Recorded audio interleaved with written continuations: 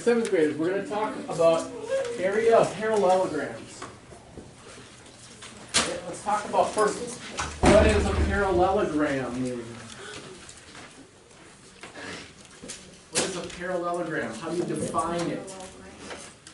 Here. It's two, well, it has four sides, and two of the sides are parallel, and the other two are parallel. But they're not parallel the same spot.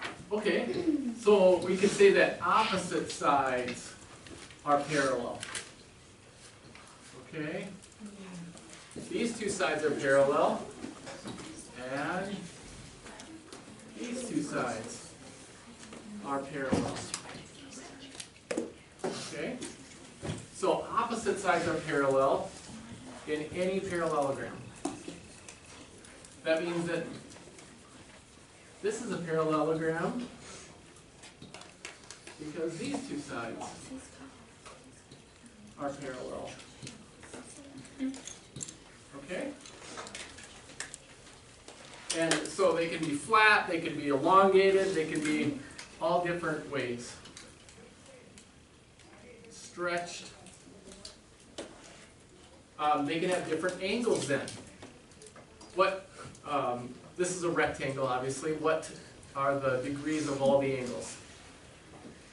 Johnny? 90. They're all 90 degrees. Yep. And that means 4 times 90. This figure has a total of 360 degrees. Okay? And that's true for all parallelograms. All parallelograms have a total of 360 degrees. The difference is these are acute angles.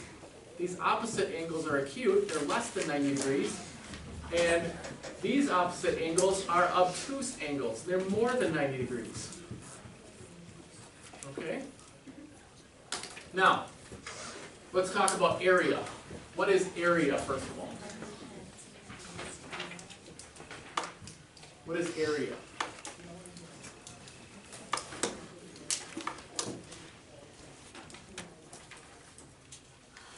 Greg? Isn't it length times width?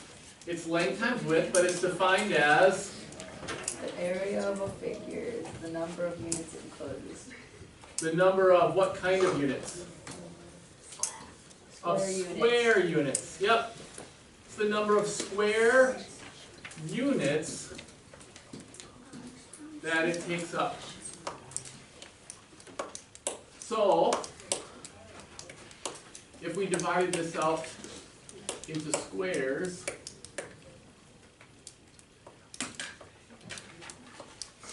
it would be the total number of squares that it takes up. All right?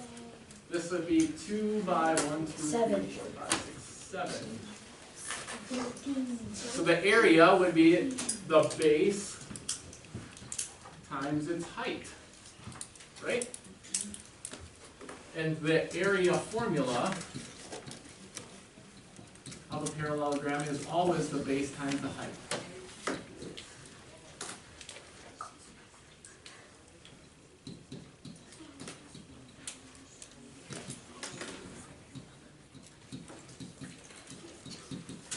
Okay. Now, we have to identify the base and the height. Because if you have a parallelogram like this side is not the height. Can't be the height. Alright? We have to have another line here. And that line is called an altitude. Alright? This line here is called the altitude. It's an imaginary line that goes straight down to what's called the base. Okay? The altitude and the base are perpendicular. They're always perpendicular. Okay? So the imaginary line will always has to be perpendicular to the base. And that tells you how high the figure is. What the height is. And this has to form a right angle. Now, that means that when you're looking at a parallelogram, you have to find a line that is perpendicular to another line. And one of them will be the altitude, and the other one will be the base. It might be outside of the figure, it might be inside the figure, but that's the line or the number you have to use in order to find the area. And then you still use base times height. You still multiply those to get the area. And you have to label it in what? Square units, right. In square units. Okay? Take a look at page 527. And there it gives you some figures. And then it labels one line H and one line B. One for base and one for height. Where? Page 527. And it says the area of the parallelogram is the product of any base, length B, and its corresponding height. The corresponding height, meaning that the corresponding perpendicular line to the base. Okay?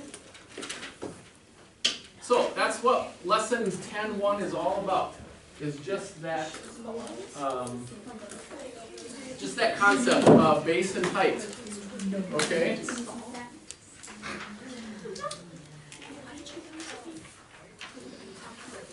Take a look at the first side on the worksheet that I'm handing out. First you have to draw the parallelogram on a coordinate plane.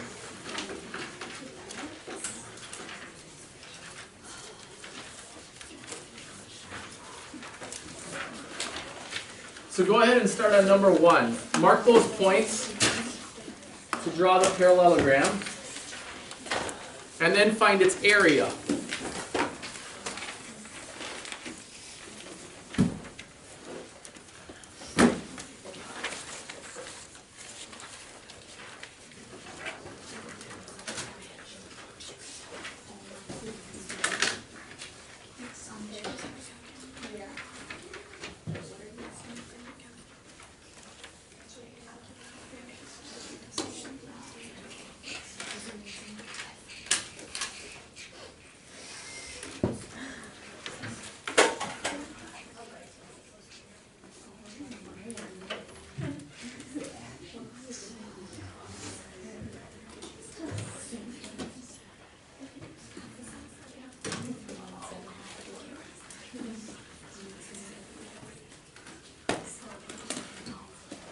So when you mark those points, you get a parallelogram.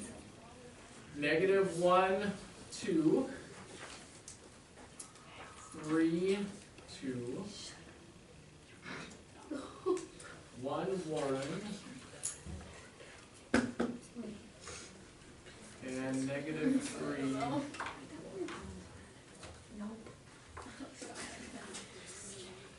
Connect the dots.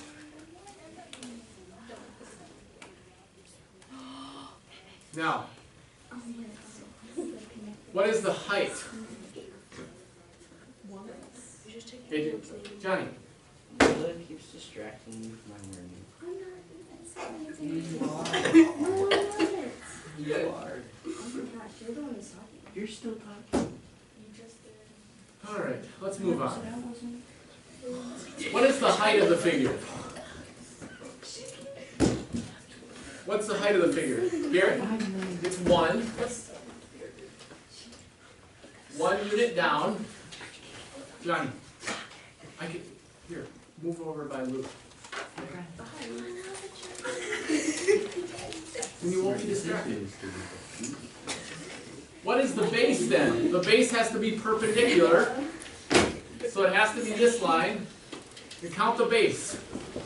What is the base, Merlin? 4. 4. 1, 2, 3, 4. So it's 1 by 4. And it's 4 square units.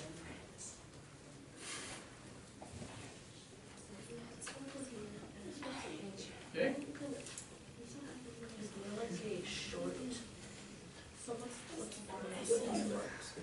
SQ.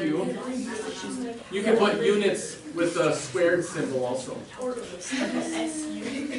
No, SQ. SQ for square. Okay. Wait, with the square? Let's do number 2. Yes. Johnny's whispering my name is distracting me from my work. You move over here. I move? Yeah.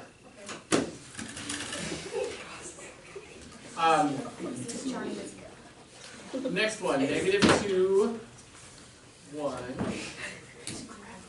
2, 1, -3, -2,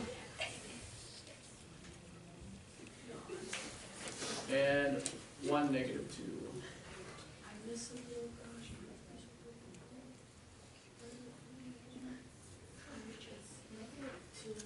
Wait, -2, 1. Positive one. Yeah, it's positive one, you did it wrong. You did the first one. That is Yeah, right. you did it wrong. No, it's not. -2, oh, positive. Yeah.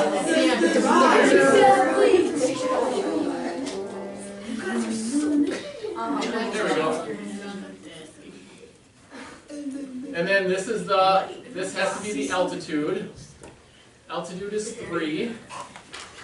And the base is 1, 2, 3, 4. So the area is 12. And then you can write units squared. Okay? Can we just do like No, units squared. Okay? Can you do square units? You can do, that's what I put in the first one. Square units, units squared. Oh, you put That's the units same way, too. okay? Let's go over here. No, we don't know writing that down.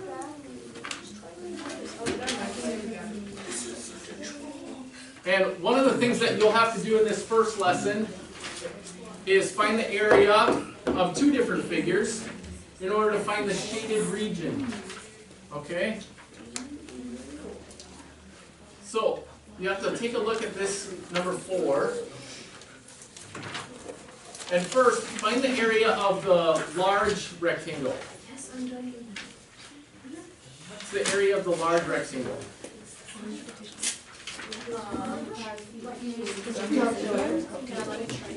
8 times 7 is 56. 56.